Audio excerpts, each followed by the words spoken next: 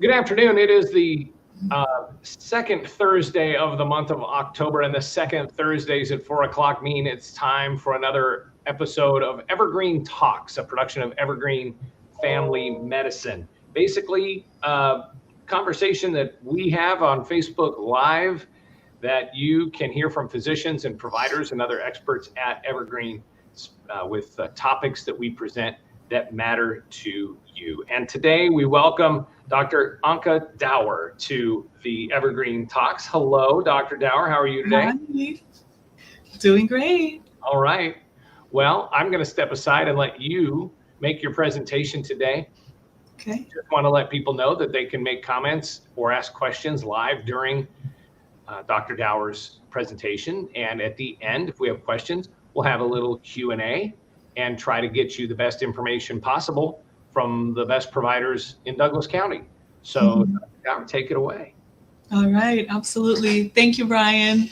Hello, everyone. I wish we were in person. I always prefer in-person presentations and discussions, but we'll do our best with the technology that we are definitely blessed to have. So my name is Anca Dauer. I'll tell you a little bit about myself, but my talk today is entitled Living a Long and Happy Life. You know, I was thinking if I had one last presentation to present to my community, what would that be on? And this is truly, I think, one of the topics that I would love to leave people with. And my subtitle there is Getting Excited About Blue Zones and Lifestyle Medicine.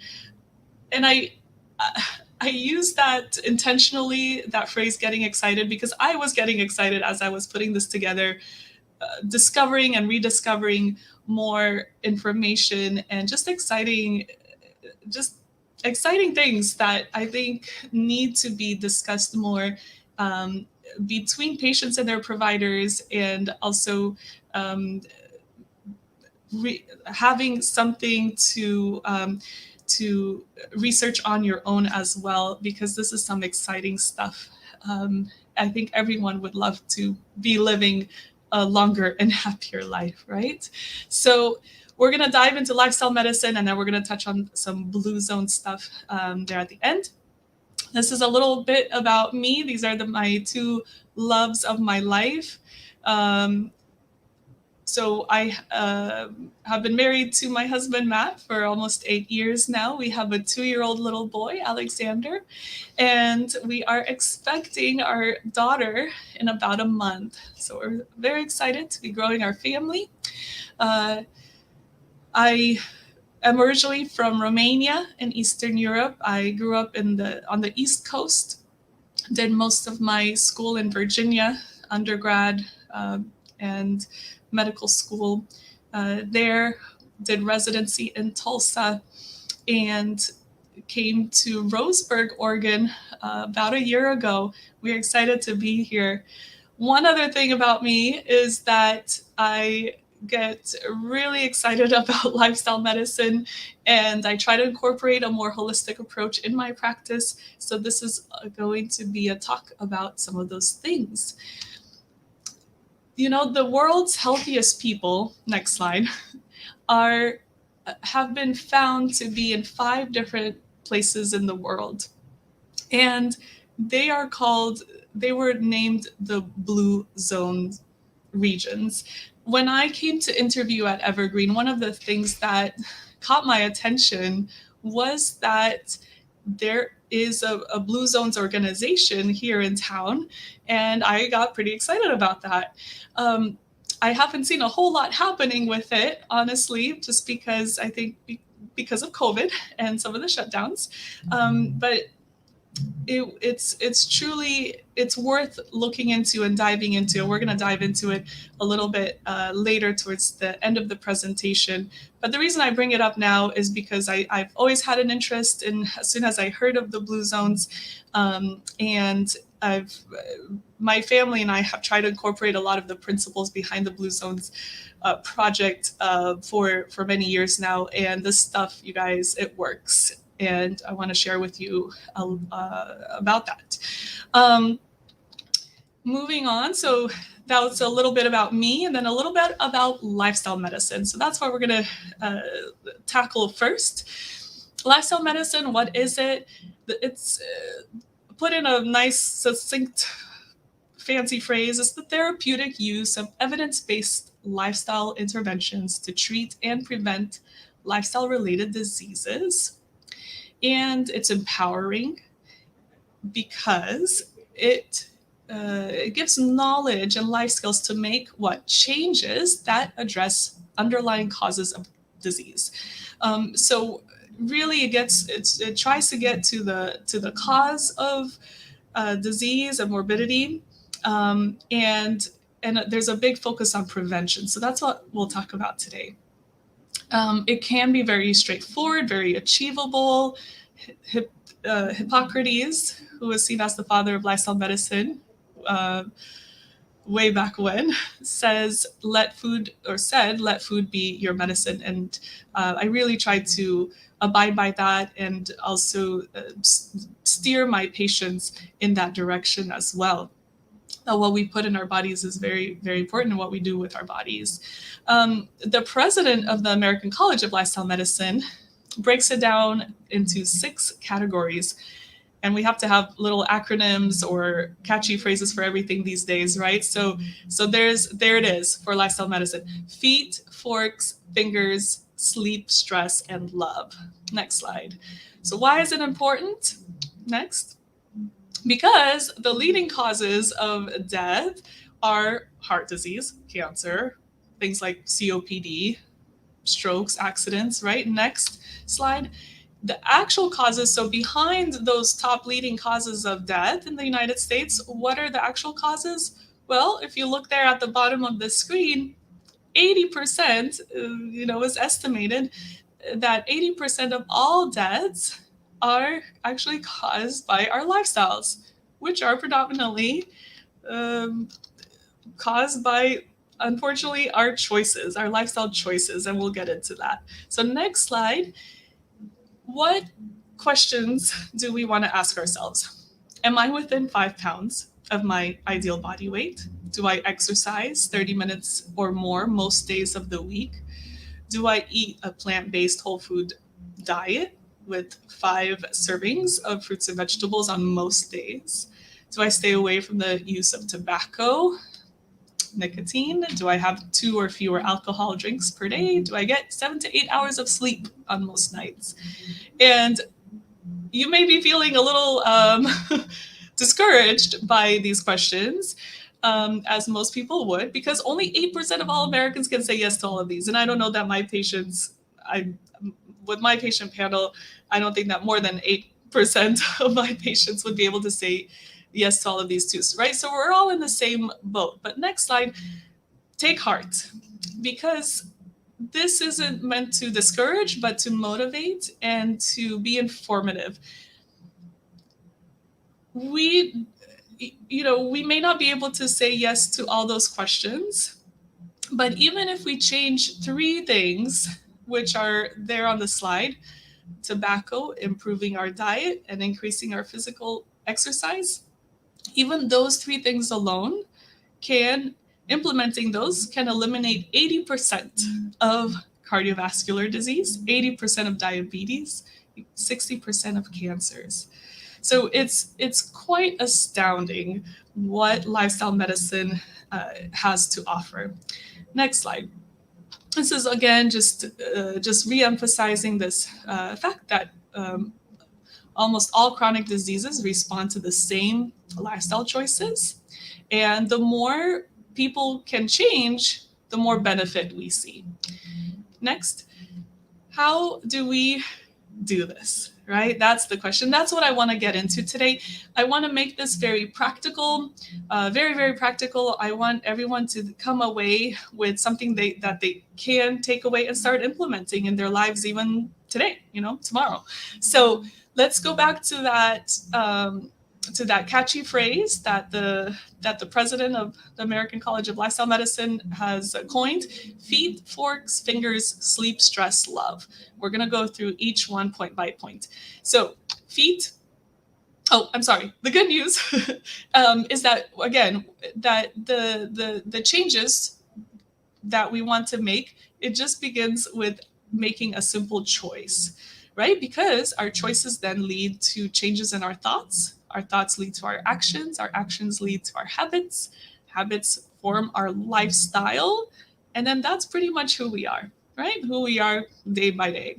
So we can choose to improve our lifestyle. Therefore, we actually can improve our genetics. That's going to be a whole nother talk. It warrants another presentation in and of itself, the topic of epigenetics. And if you've never heard of epigenetics, what it is, it's the evidence that we can actually turn on and off certain genes, many genes, and we still have that certain DNA, but on that DNA strand, we can actually by repetitive choices in our lifestyle can turn certain bad genes off and good genes on, essentially. So that's how we impact our epigenetics, and we can pass that along actually to our children. And then, of course, we can definitely impact our whole entire community by our day-to-day actions and choices. So let's dive in. How do we use our feet? This is the role of exercise. Next slide. Most American academies of people that make recommendations for our health industry, they recommend at least 150 minutes per week of moderately intense exercise. So not just kind of being on your feet at work, but really trying to get your heart rate up, and getting out and about, or moving, moving with our core, moving for cardiovascular benefits. And the good thing is about this is that the amount of exercise is a cumulative. So meaning, even if you were to get up, do some jumping jacks for a few minutes, that can add on throughout the day. So I like that that resource activity bursts everywhere. They're on my 4th bullet point. They're free online videos that show people how to take couple-minute breaks from work or wherever you are to help reach that 30 minutes a day recommendation. Digital technology is also out there. Apps remind you to get up. Smart watches vibrate when you've been sitting down for too long. I try to get out on my lunch break as much as I can. Usually, sometimes I can't. I have to work through lunch, but it's just such a wonderful thing to be able to get out in the fresh air, get some sunshine, and just take a walk. If that's what that's what we can do, even in the middle of a busy day. It just really helps to set us up for the rest of the day. If you could do it earlier in the day, it's even better. Or after meals. It really helps with digestion as well. Next slide is kind of a busy slide, but it's good to go through these reminders of the power of exercise. What it does is it decreases the risk of dying prematurely from heart disease, from stroke, from, again, some of these, the most leading causes of disease and death in our country, right? Even the risk of developing diabetes, blood pressure, cancers, stress, depression, anxiety, right? And it improves our concentration. I don't know about you, but if I'm just sedentary, sitting at my desk for several hours at a time, I start to get pretty foggy in my brain. I need to get up and go. And when I do, I feel, even though I'm tired, if I push myself, get some exercise, I never regret pushing myself to get some exercise, because I always feel better afterwards, with my mood and with my concentration and with my focus. Not to mention, the benefits, you just feel in your body. It helps with sleep. If you're having troubles, issues sleeping or insomnia, one of the first things I ask my patients is, do you exercise during the day? Not right before going to bed, but earlier in the day. Your body needs to get tired, physically tired, to be able to sleep, to get better sleep at night, right? It helps with balance and all those other things, even quitting smoking. So next slide. Again, that was nice and quick and easy. The next part is how we can use our forks. And this represents the role of diet. We're going to spend most of our time on this topic because I think it is most important and probably the most misunderstood. So next slide. What lifestyle medicine promotes is a plant-based diet. So why a whole foods plant-based diet? It really, you guys, has been shown to be the diet to prevent and reverse many of the causes of disease-related deaths. Again, those top causes of deaths, right? And we're talking about the top 15 causes of deaths in the US. It focuses on increased intake of fruits, vegetables, legumes. So those are beans and lentils, whole grains and nuts, increasing our intake of dietary fiber, and decreasing the amount of processed foods and refined sugars and saturated fats and cholesterol. And this is where some people may get a bit discouraged, right? Because, you hear, I'm, or maybe this is you, it's the meat and potatoes type person. And I'm telling you that with time, and if you have motivation to make some changes, I think you'll find that it is worth it, and you can make these whole foods plant-based meals taste so good. There's so many recipes out there and things to try. My family and I have done this for years, and we just feel like we eat well, and we eat a large variety of foods. Our plates are always multicolored, and it's great. We feel great on it. We don't take any medications, and it's worth at least giving it a try or giving it a thought. Okay. So next slide. I like this quote by Michael Pollan. He's a guy that wrote several books. One is The Omnivore's Dilemma, and he's done a lot of research on where food comes from. And his summary is eat food, not too much, and mostly plants. Next slide. If you've been in my office at all, if I've seen you as a patient, you may have gotten a handout from me. And on that handout are several resources of things and authors, books and documentaries that I highly recommend.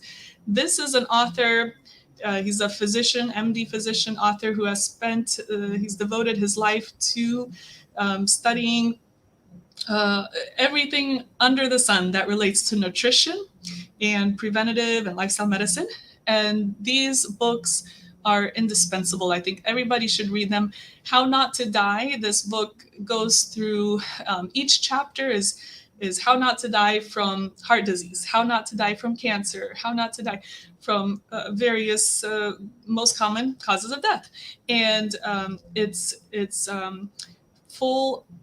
packed full of research. So it's not just somebody's opinion. How Not to Diet is his most recent book on sustainable weight loss.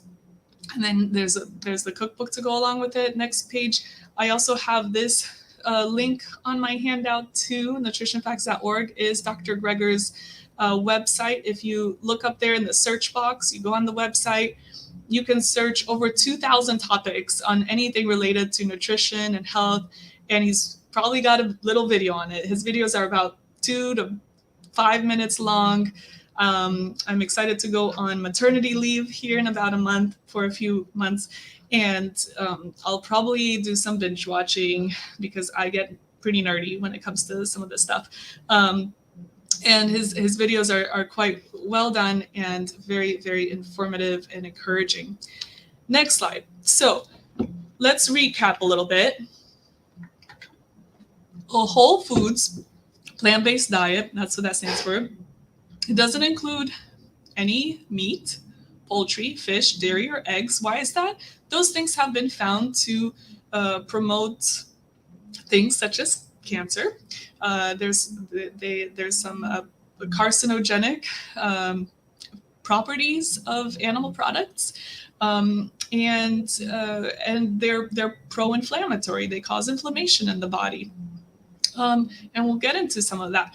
It's not, though, a vegan diet necessarily, because it's not defined by what it eliminates. It's focused on what to incorporate more of. And when I counsel my patients, I try to take the same approach.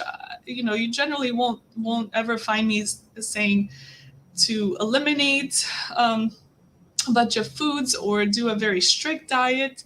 My focus, what I want people to focus on, is incorporating more of the healthy stuff, because the more of the fruits and vegetables, high fiber, whole grains that you can incorporate in your diet, the less room you'll have for the other stuff, right? So it's doable in the sense that you can treat yourself every once in a while, or when you go out, or nobody's saying to never have fast food every once in a while if it's if it's necessary. But the focus is that most of what we should be eating should be coming from plants and things that are minimally processed. Next slide. Which of these pictures, the left or the right, would you think that causes more cancer? Next. This question was tackled in this book called The China Study. You may have come across it. I highly, highly recommend it. It's a bit dense, but it's groundbreaking. Came out in 2006, written by Dr. Colin Campbell. And next slide.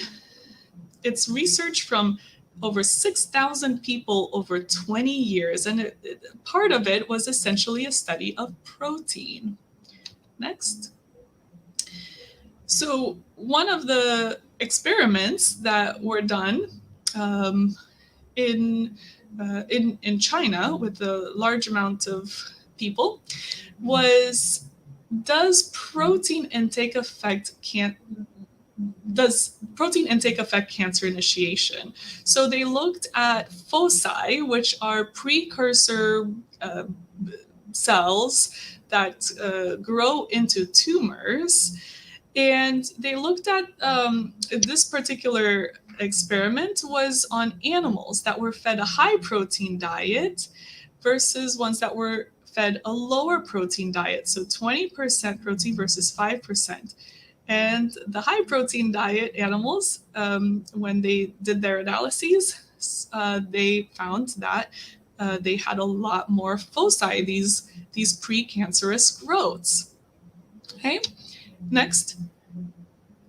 And a long story short, I incorporated this from another lifestyle medicine presentation, is that for humans, when we then studied foci initiation, which is the cancer growth, the precancerous cells, this experiment shows that the higher dose of aflatoxin, so that's in the tobacco, nicotine, cigarettes, that's the carcinogen, with a little bit of protein in their diet, actually had less potential cancer growth than a little bit of smoking and a lot more protein, which is astounding, isn't it? So the next slide begs the question, but don't we need protein, right? Well, yes, we absolutely need protein for growth, and nobody is saying to not eat protein, but you can find a lot of good protein in plants. What the problem is when we get more intake of what our bodies need, and we have found that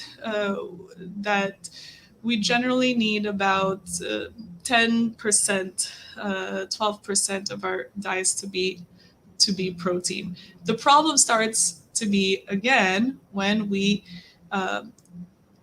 get more than that, then we see those precancerous cells. Okay, so next slide gives you a picture of that. So again, our body has a sweet spot for how much protein it needs. I like this picture because that gives you an idea of what happens when it's like we overwater our plant, right? It also dies and it withers and it may get diseased. Then just like when we underwater it. Okay, so next slide gives you an idea of what 10% animal protein looks like. And it's about 3 ounces of meat, 1 yogurt, 1 glass of milk. Next slide.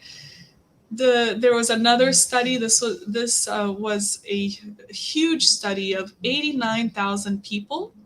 What they found is a stepwise decrease in. So we just talked about cancer. This is, if you look at those 3 columns, they looked at BMI, so body mass index.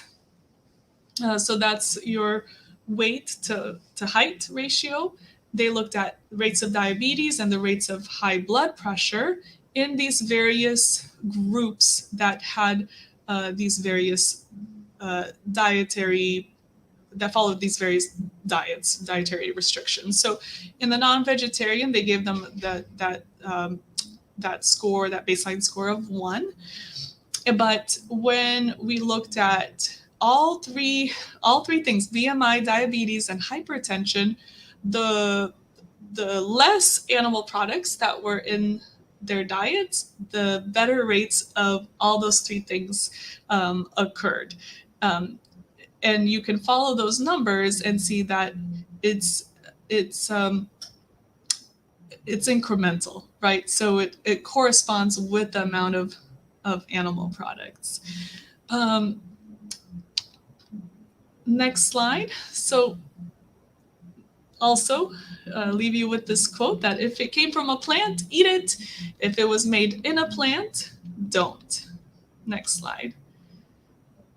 This is my dad and I finishing a marathon that we ran together. You gotta understand, my dad, he came from Romania. He had a couple degrees in Romania, and he was an engineer. He came to the States, and just like every good immigrant story, he started life from scratch. He was doing odd jobs to try to save enough money to apply for paperwork to bring my mom and I here to the States. And he was delivering pizzas, he was painting, he was doing everything he could get his hands on. And he started incorporating the standard American diet. He became quite overweight. He was quite the heavy drinker. He was a smoker as well. And he decided after a few years of that he wanted to get his life and health under better control. Long story short, he became a huge proponent of the plant-based diet. He started being very kind of really quite strict with it, even strict than I am. And he dropped the weight. He quit smoking. He quit drinking. He even quit caffeine. He just became a very clean eater. And he, at the age of, I want to say mid-upper 40s, started running marathons. And he's now in his 60s, and he's run probably about a dozen full marathons. He runs about 7 to 10 miles a couple times a week, consistently, rain or shine. He is my hero. And this was one marathon that I got to do with him, and that was really, truly special. And he really is a poster child of that lifestyle medicine works. Okay, so let's make it practical, right? Next slide. So here are some tips. Try to go veggie at breakfast as much as you can. Don't do the milk and cereal or the muffins, even the bagels with cream cheese. Try to incorporate more veggies. Breakfast is a very important meal of the day. Some people like their meatless Mondays. When we go to shop, trying to plan our menu around plants instead of meat.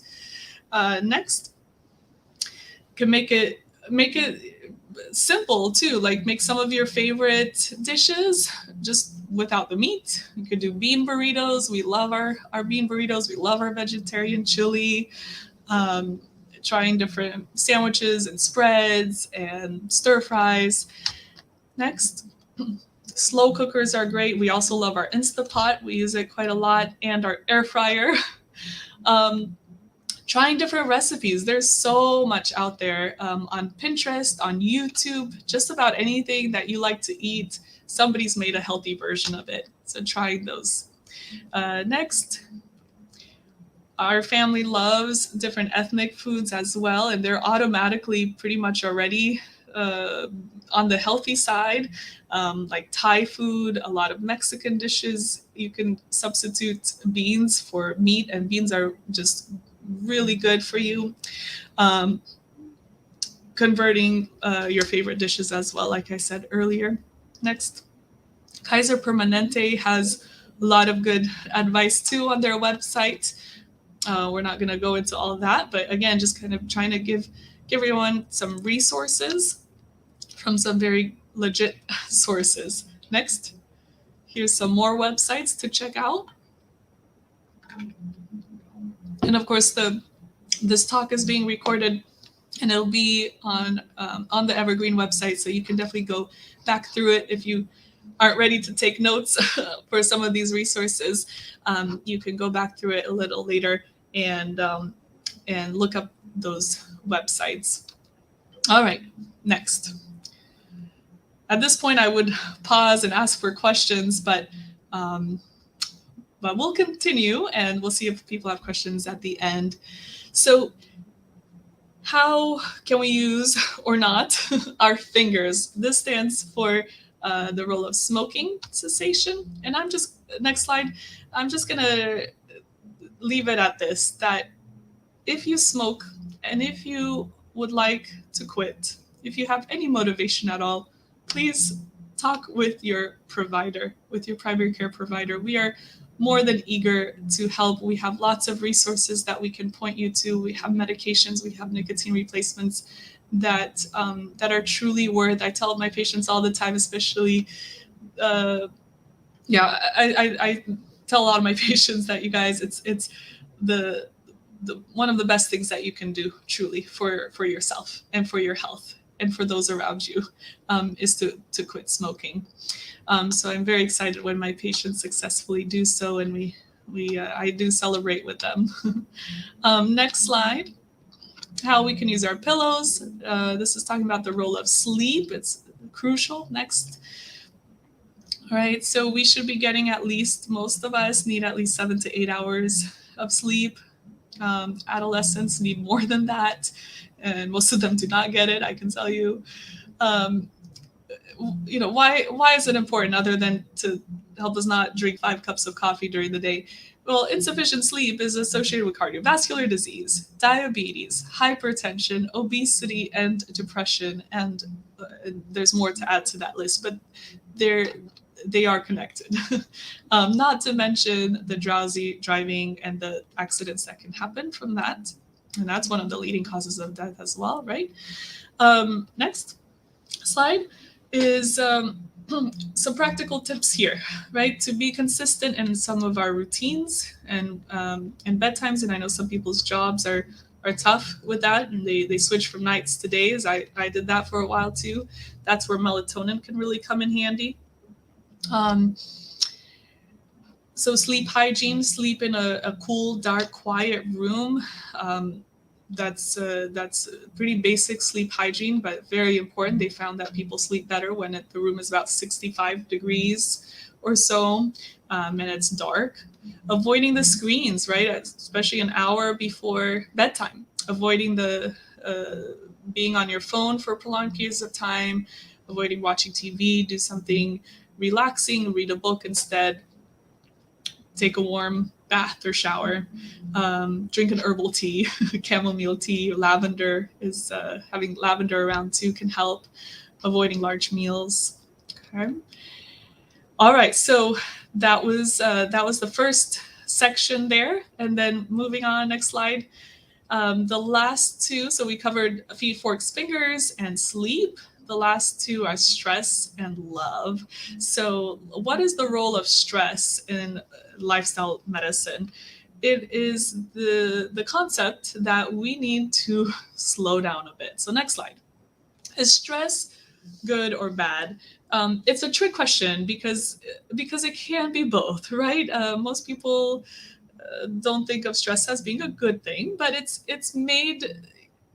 We were created with this fight or flight um, reaction to stressors, right? If we were needing to run away from a bear in the woods, our cortisol would be up, certain functions in our body would be down, and we need to run away.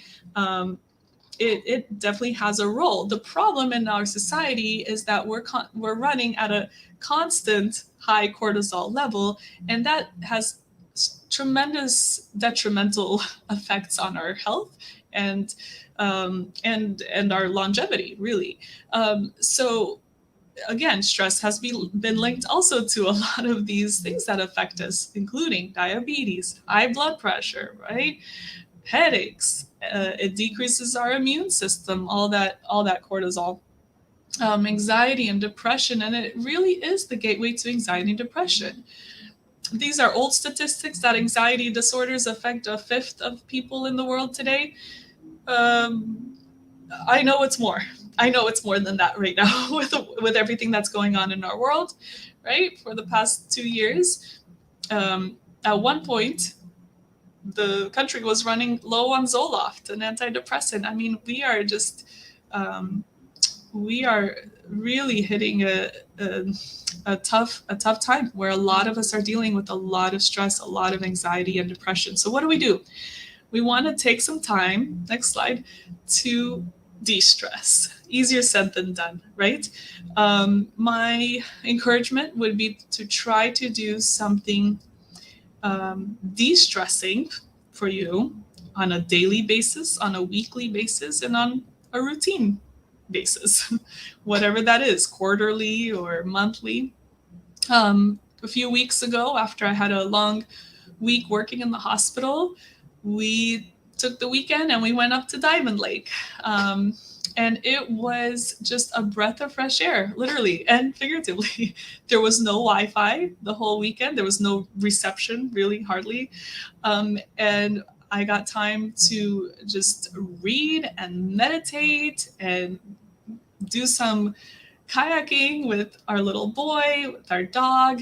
And it was just a great little getaway. And living in Oregon is such a blessing because we live in such a beautiful state. It's so great we have so many opportunities around here, around Roseburg, Douglas County, to go on beautiful hikes and see a bunch of waterfalls everywhere, and just it's a great place to get out there and de-stress. And I definitely recommend doing it not just on outings, but having some time, at least 20-30 minutes in the day, where you take some time out of the day, whether it's morning, whether it's evening, in the middle of the day, to take a breather, whatever that may mean for you, to get out on a walk, to meditate, to read something, to just get your mind off of news and out of social media. That's one of the biggest things. Next, what is the role of love? This is talking about our social interconnectivity. Next, I found this fascinating when I was researching for this presentation, that people who can articulate their life purpose in one sentence are 20% happier than those who can't. And let me tell you, it is one of the most discouraging, saddest things to me when I come across people that don't seem to have a purpose in life. They, maybe they're, it's hard. It's hard to even know where to start. And again, this every one of these topics just warrants its own presentation, and including this one. There's a lot to be said about finding our purpose, and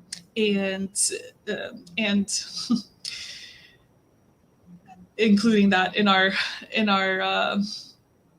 psyche and in our goal setting. The two most important days, Mark Twain says, in your life are the days you were born and the day you find out why, right? And we find that people with purpose in their lives are less prone to disease. Our minds and our bodies are very interconnected. So next, speaking of interconnections, time spent with family and friends may be the greatest predictor of our longevity. I had a patient the other day tell me, "Doc, the biggest thing I feel like I need is a walking buddy, just someone that I can just take a walk with." And I tried to set her up with someone, with a friend. We need people, and I just we need people in our lives, and we need community.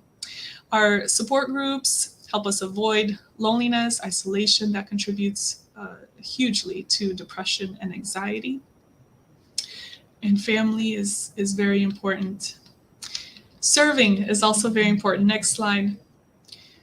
Finding someone to help, and maybe this is where we start to find our life's purpose, right? It's just taking small steps in finding something we can do for the betterment of our neighbor or our community, or just someone in need. That's more in need of that's in a worse place than we are. And let me tell you, that's one of the biggest things to help us get out of our own slump, and our own pity parties that we throw ourselves, is finding someone. There's always someone in a worse situation than we are.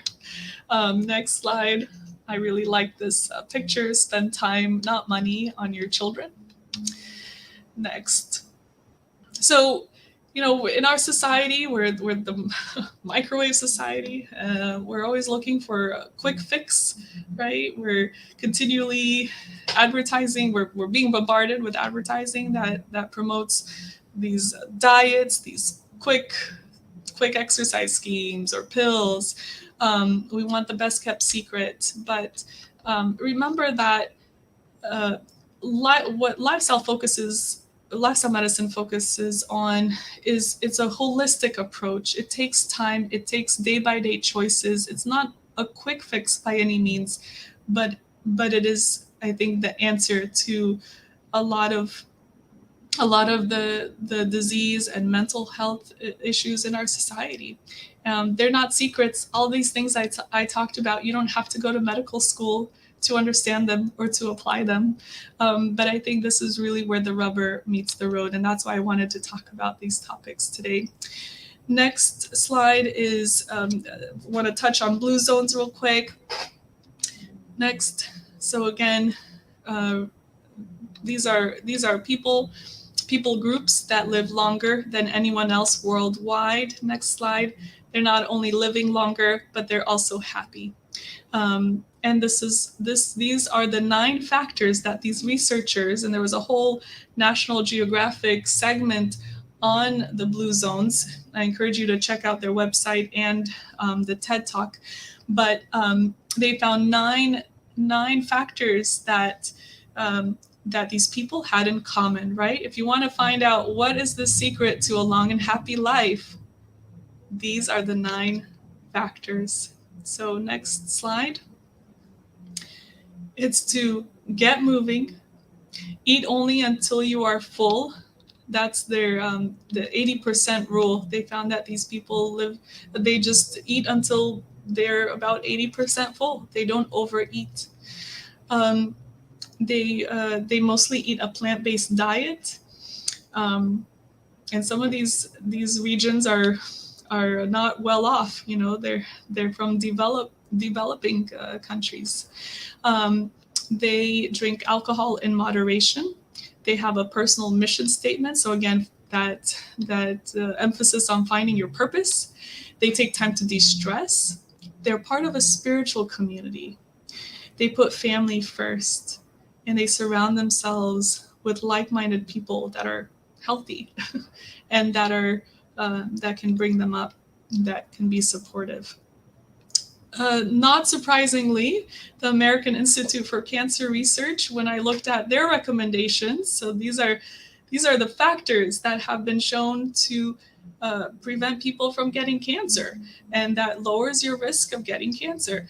They're very similar to what the blue zones people groups incorporate in their lives. So there's a focus on being within a normal range of body weight, exercising, avoiding those processed foods, mostly plants, limiting animal products, limiting your alcohol, limiting salt, breastfeeding, and following the prevention guidelines, that we set you up with, like the colonoscopies and mammograms and things like that, so we catch things early. Next slide. This is my practical tips that I wanted to put out there. And Brian, go ahead and just click through those. There's a bunch of clicking. There you go. So we're gonna, my approach, right, is mental, physical, spiritual, and social. Really going for that holistic approach. These are some tips I came up with that I've incorporated or tried to incorporate in my life that really do make a difference in the long run, for our mental state, to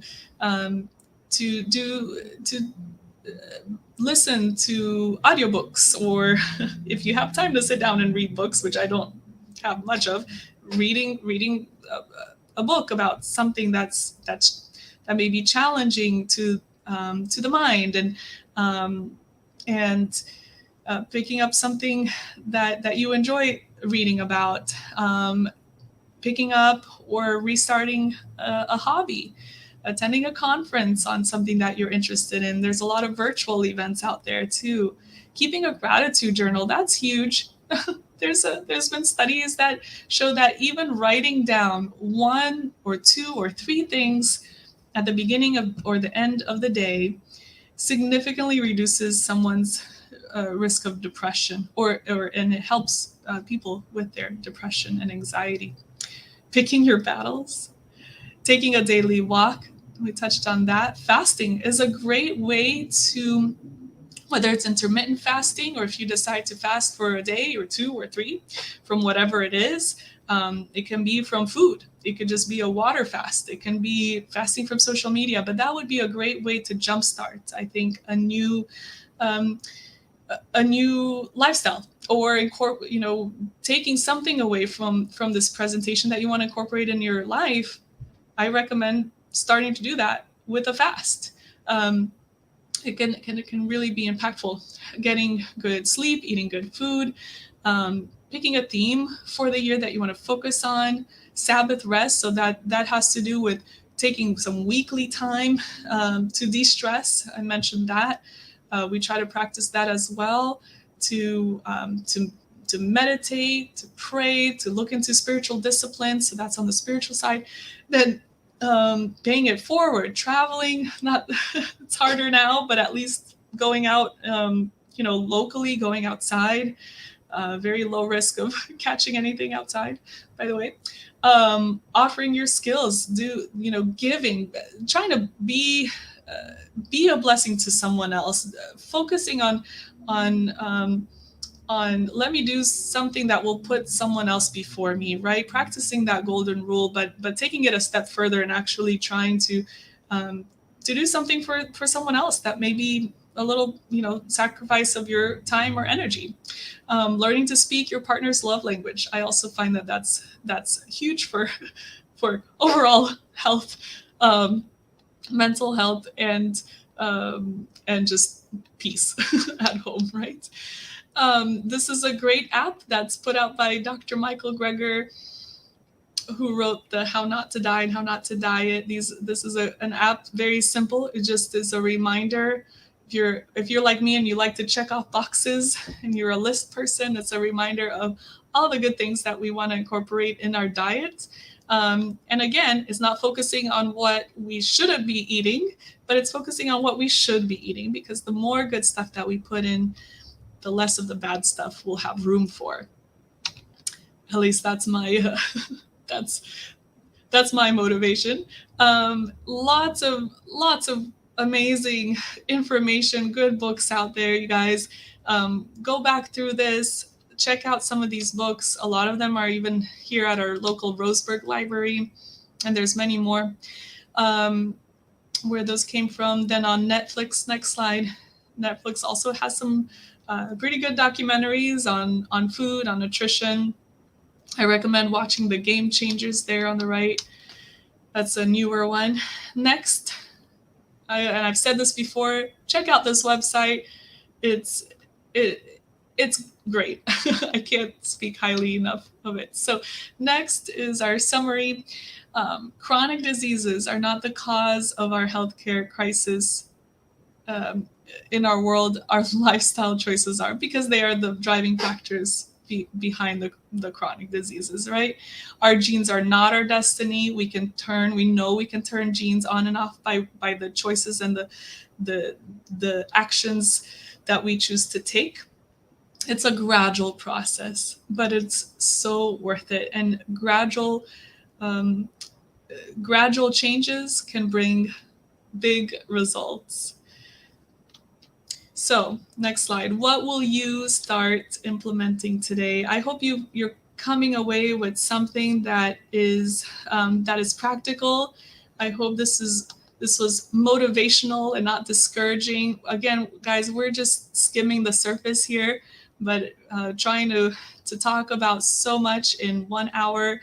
I wanted to at least skim the surface to whet your appetite, so that you can do more research yourself into some of these topics and see what you may be missing in your life and what you could be doing better on. Because I'll speak for myself. I know I can definitely do better on some of these things.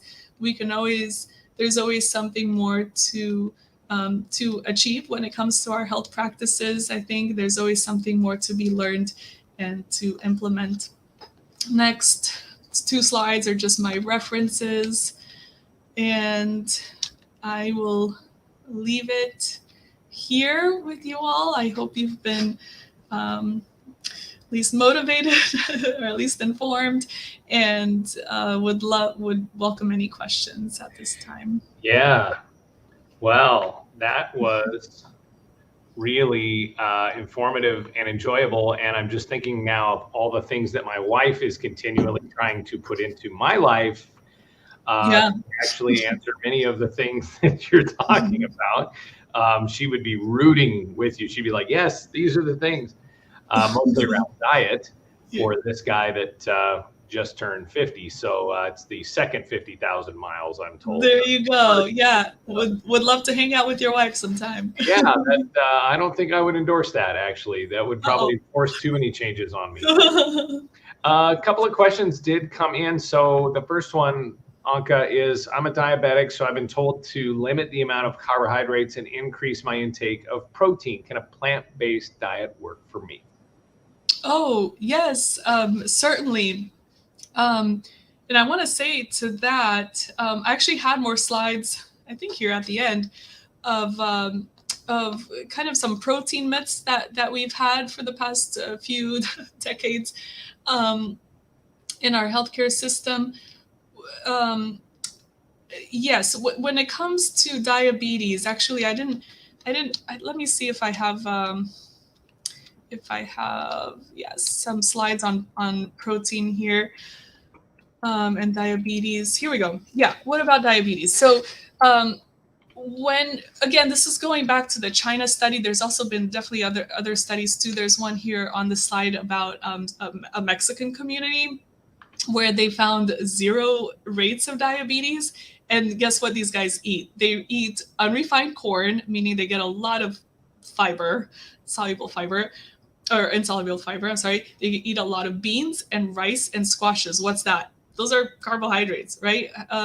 But they're complex carbohydrates. So we're not talking about eating more simple carbs, right? You still want to stay off the refined sugars. You still want to avoid those processed foods, but you don't have to focus on eating so much protein to conquer your diabetes.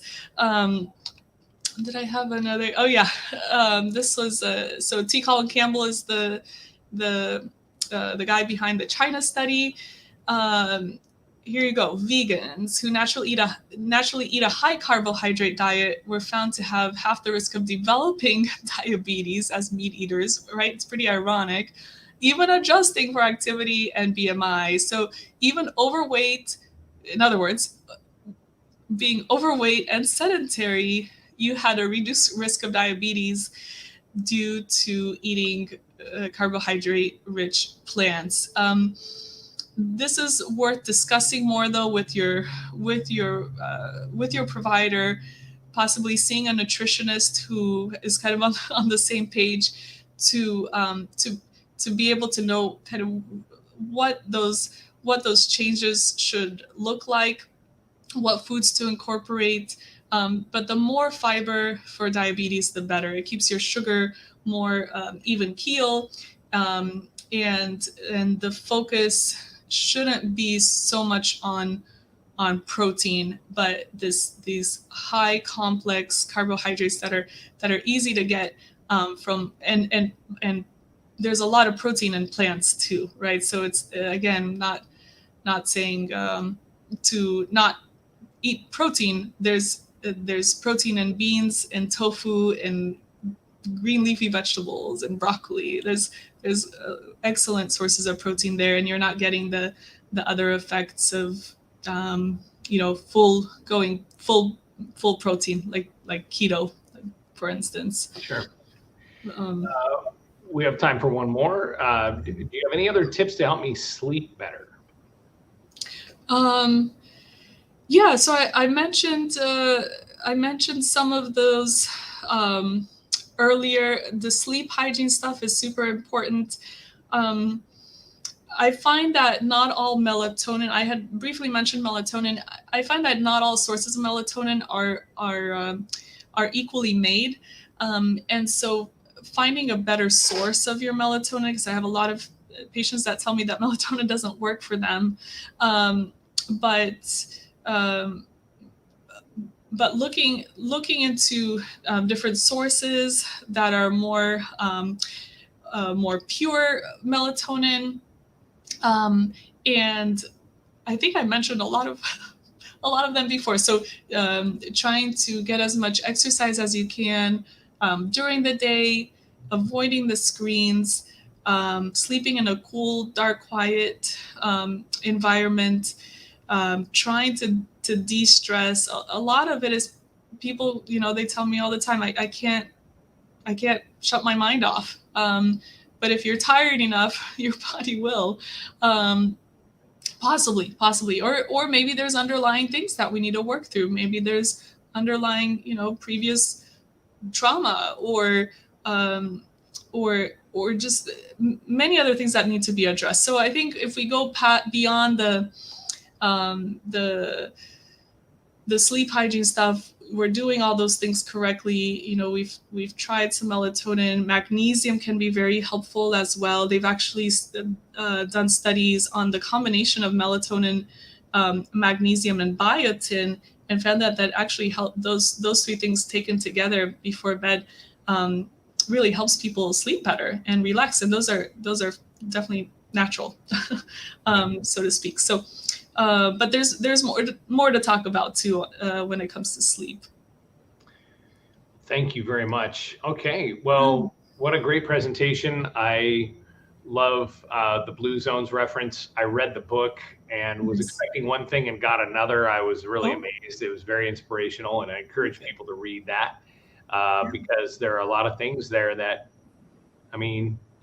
sometimes you go into something like that with preconceived notions about what Blue Zones is, or maybe whatever your perception of it is, and then you read the book and it's really remarkable.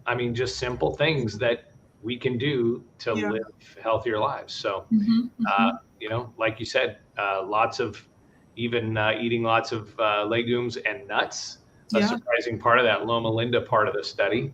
And then, is it Hari Hachi Bu? Is that what they were saying in Okinawa about being 80% full? Yes. Not overeating. I don't know how I remembered that. Yeah, that's impressive. I don't think I had memorized that. I don't remember what I had for lunch today, but I remembered that. Great information. We want people to go to evergreenfamilymedicine.com for more information and join us every second Thursday of the month at 4 o'clock for another Facebook Live Evergreen Talks right here on the Evergreen Family Medicine Facebook and YouTube channels. And we will have another Evergreen Talk a month from today, roughly, to talk more about some of the big issues and ways to be healthier with the providers and experts from Evergreen Family Medicine. Dr. Dauer, thank you very much for your time. Thank you. Thank you, everyone. All right. Be healthy, and we'll see you again soon. Bye.